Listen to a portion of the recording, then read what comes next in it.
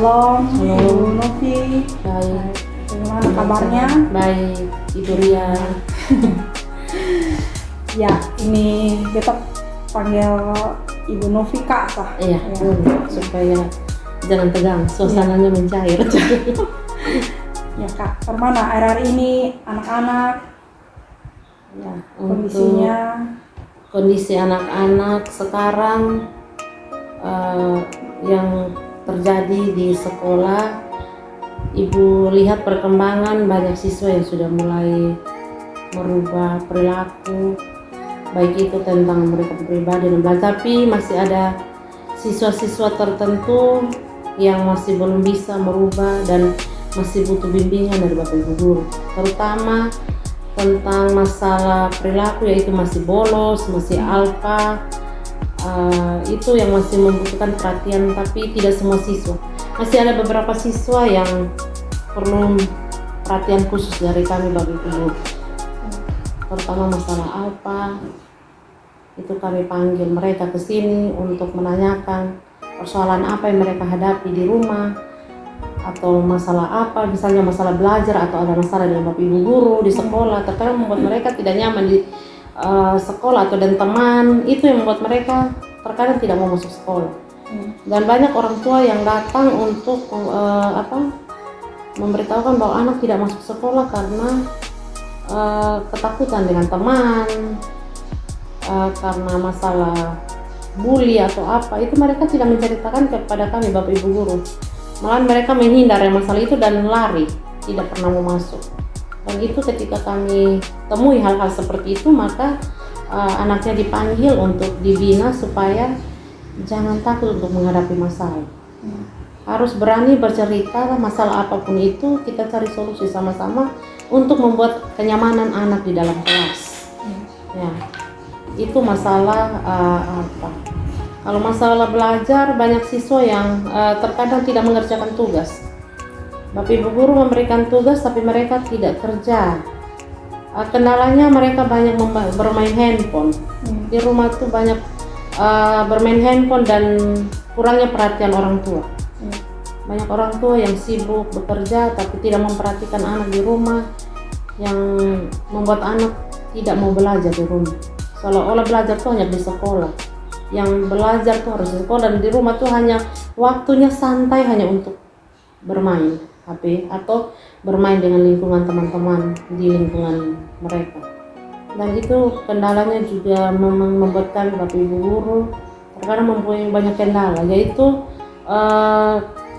kami memanggil mereka dan kami menasihati mereka bahwa belajar itu memang sangat penting dan harus di rumah tuh terbiasa belajar. Karena terkadang mereka belajar ini hanya di sekolah, selesai pulang mereka hanya fokus ke HP dan tidak belajar. Banyak tugas yang terabaikan. Ketika Bapak Ibu guru memberikan tugas, menanyakan tugas, mereka tidak kerja dan akhirnya ketakutan dan tidak mau masuk lagi.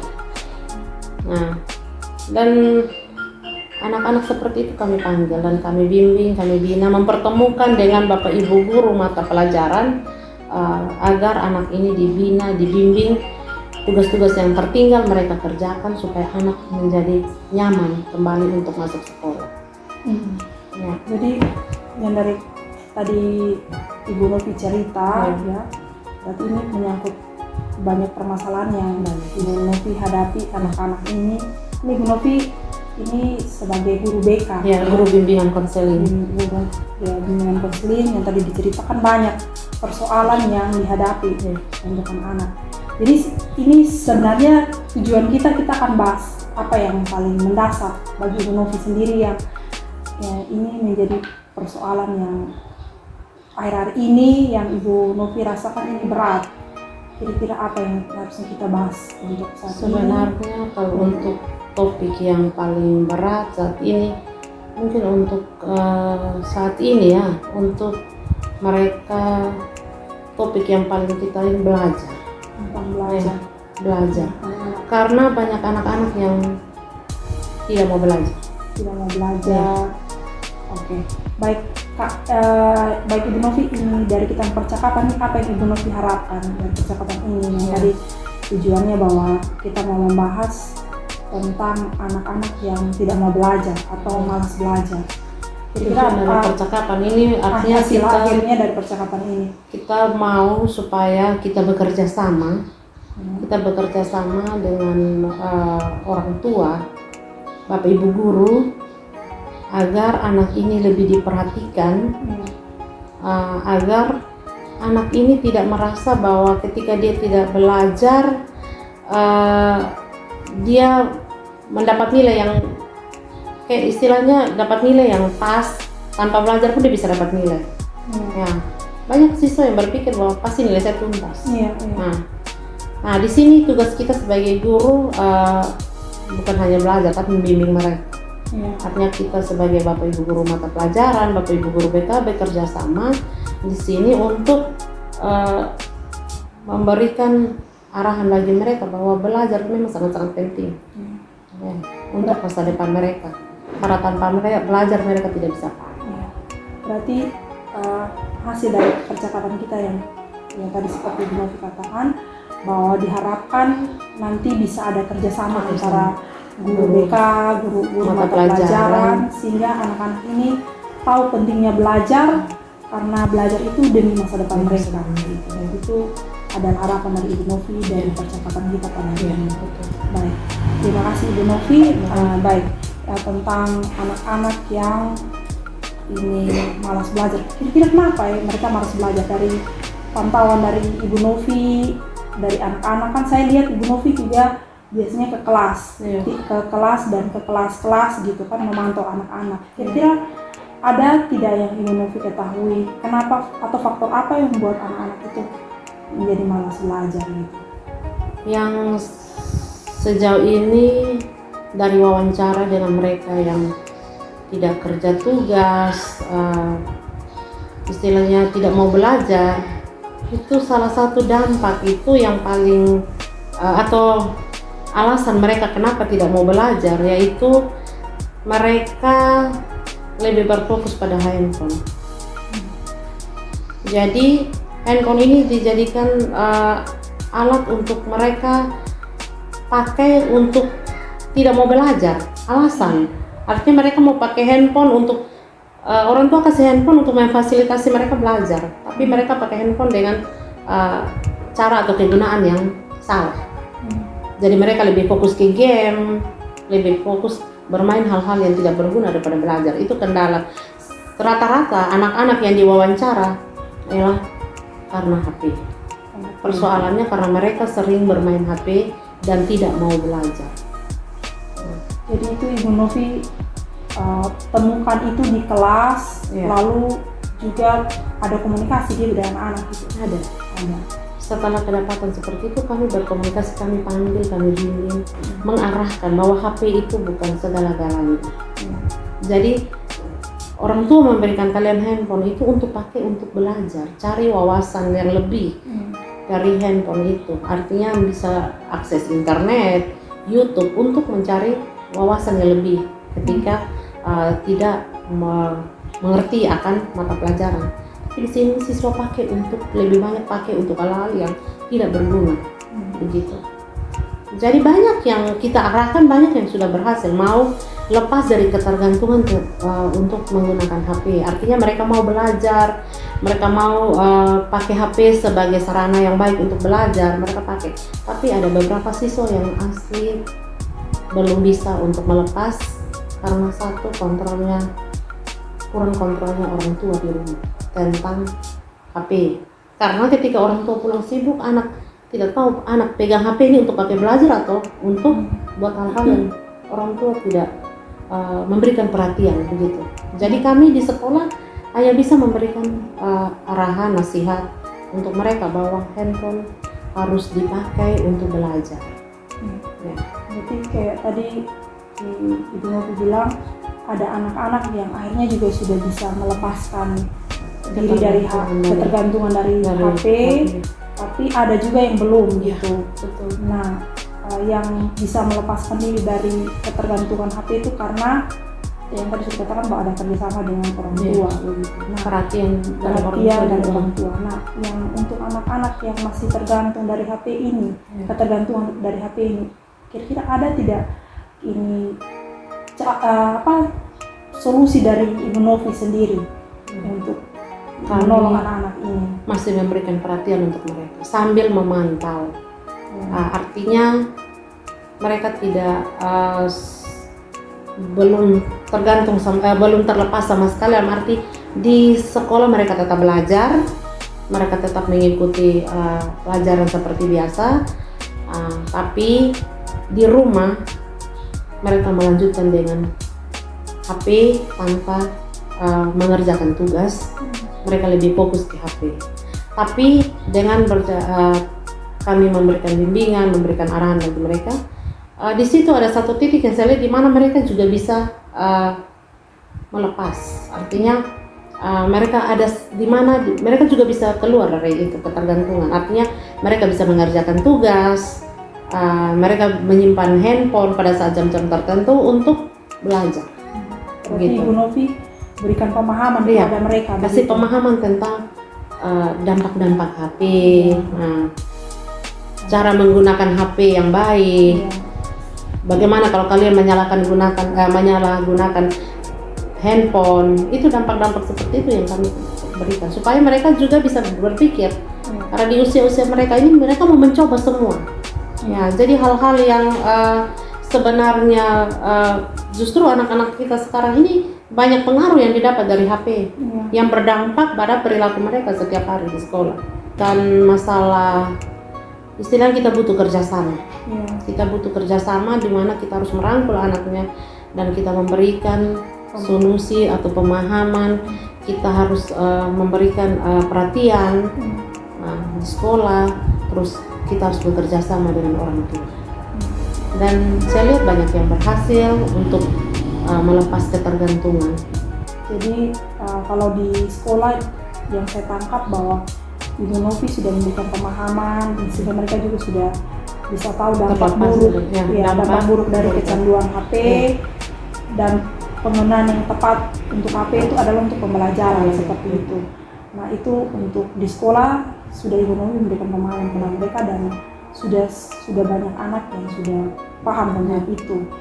Nah tinggal bagaimana mereka di rumah dikontrol lagi oleh orang tua. Kita bekerja sama dengan orang tua. Baik itu kita panggil langsung ke sekolah, kita komunikasi lewat HP untuk bagaimana cara orang tua pas jam-jam belajar tuh mengarahkan mereka untuk belajar, atau HP-nya diambil untuk mereka bisa belajar, bisa tidur lebih awal. Karena kalau dampak mereka tidak tidur lebih awal, mereka lebih banyak main game, justru mengganggu mereka punya pola tidur dan akhirnya berdampak pada masuk sekolah. Banyak siswa yang datang terlambat,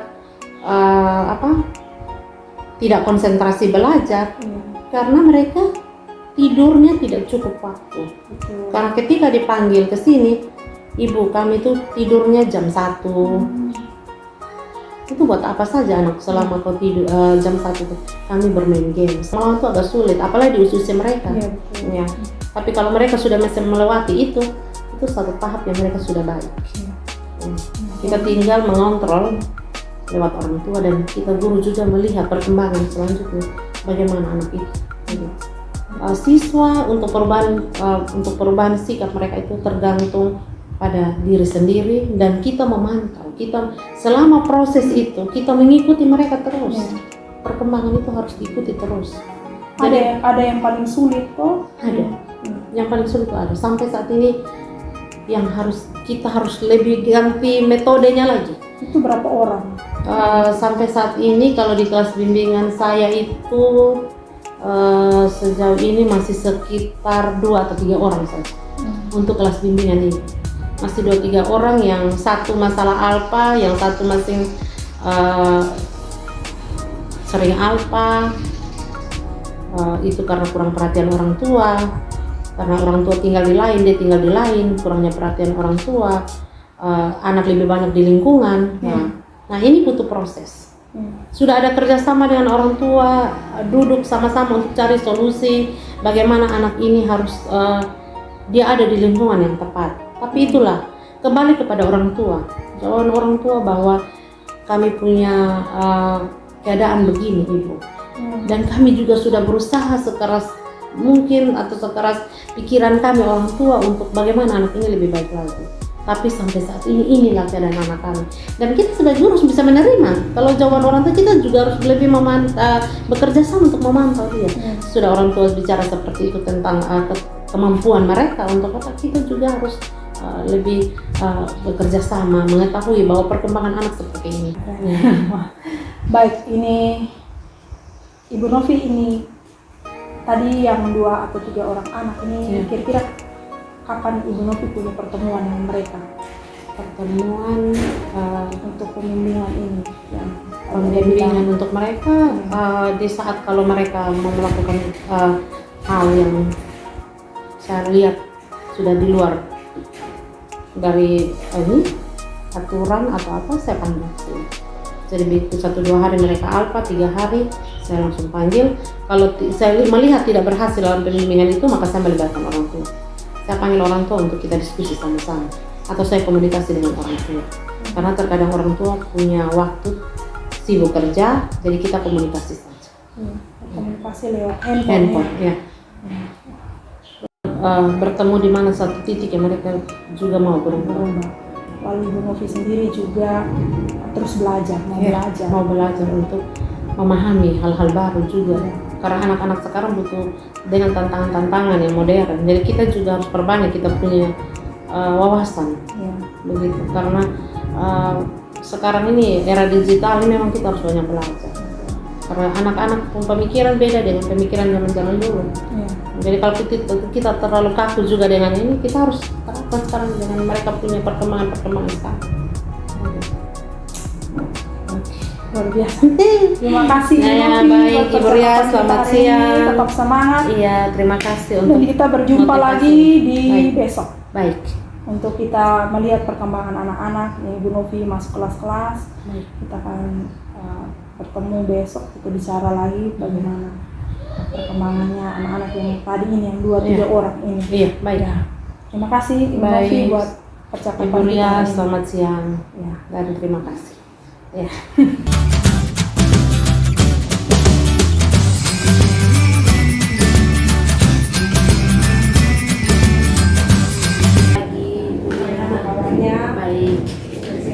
Sehat.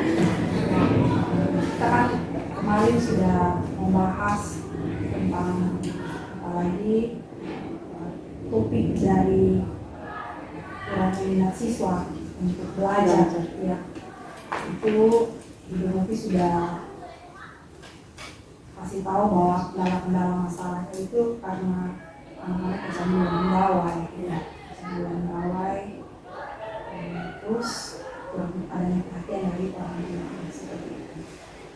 Baik, hari ini kita bagaimana mungkin topiknya kita masih melanjutkan yang masalah itu, masalah kurang minat siswa itu dalam belajar. Dan yang kemarin Ibu Novi kasih tahu bahwa masih ada 2-3 anak yang kesulitan gitu ya, terus dibimbing, diperhatikan. Jadi kita masih sama ya. Kita masih sama kemarin. Jadi sudah lewat 2 hari ya kita. 2 hari. Bagaimana Ibu Novi pemantauannya terhadap 2-3 orang anak ini? Yang dari Novilia, pemantauan Ibu sepanjang 2 hari ini, anak-anak ini yang tadi saya bilang masih ada yang belum sama sekali. Terkhusus 1 orang yang tadi kita masih lihat klien yang ada, memang ini betul-betul masih butuh sekali perhatian khusus dari kami guru BK. Anak ini memang agak sulit karena di samping masalah belajar, kurangnya perhatian orang tua karena sibuk bekerja, kedua orang tua bekerja kantoran ya, jadi pulangnya sore, anak di rumah sendiri, faktor pergaulan lingkungan dengan teman juga sangat-sangat mempengaruhi dia. Dan HP juga mempengaruhi karena ketika tadi saya temui anak ini datangnya terlambat. Kita sudah kegiatan P5 1 jam sudah mau selesai, sudah mau berakhir baru anak pindah. Jadi Bapak Ibu pendamping mengarahkan ke saya panggil anaknya ke sini, tanya kenapa alasan terlambat, masih dengan hal yang sama, bermain game. Masih tadi saya masih membimbing dia di sini, dan anak ini dia bercerita semua tentang permasalahannya itu bahwa sering bermain game, pergaulan dengan teman, dan ini sudah membawa dia ke perilaku yang berdampak tidak baik untuk dirinya sendiri. Jadi dia bercerita bahwa dia sudah terlibat dalam mabuk, isap rokok, dan pergaulan dengan teman-teman di luar rumah. Dan memang anak ini yang butuh perhatian khusus. Karena sejauh pantauan saya sampai saat ini memang belum ada perubahan apa. Saya kasih saran bahwa kamu sudah tergabung dalam grup kelas, belum. Orang tua pun tidak tergabung dalam grup kelas. Jadi anak ini tidak mendapat informasi apapun tentang ujian, tentang apapun kegiatan-kegiatan sekolah, tidak ada. Ini dia terlepas memang. Jadi istilahnya saya panggil ke sini, tadi saya sudah bimbing dia, saya memberikan saran kalau bisa kasih nomor handphone kamu, digabungkan dalam grup. Orang tua juga dilibatkan di dalam grup supaya orang tua juga membantu memantau, supaya memperhatikan kamu, supaya jangan terlambat. Untuk kegiatan P5 nanti ibu juga langsung memberikan materinya apa, semua sudah saya kasih dia secara tersendiri. Di sini saya sudah berikan semuanya langsung dengan saya bantu membimbing, saya membimbing dia untuk tidak terlambat lagi karena kita akan mempersiapkan diri untuk ujian tersebut. Ya. Baik.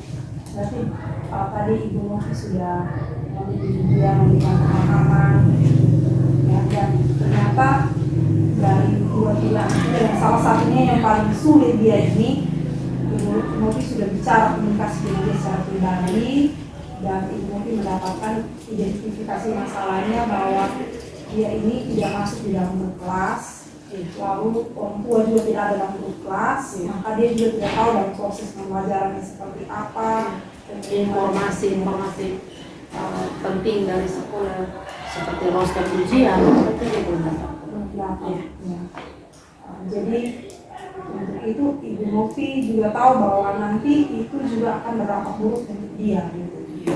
Pasti memang sudah sangat berat untuk dia karena sudah dipantau oleh Ibu Novi pun memang kenyataannya anak ini sendiri pun belum ada kesadaran untuk ada di dalam grup kelas itu, dan orang tua itu kayak kemarin kita bahas itu Ibu Novi harus ada kerjasama.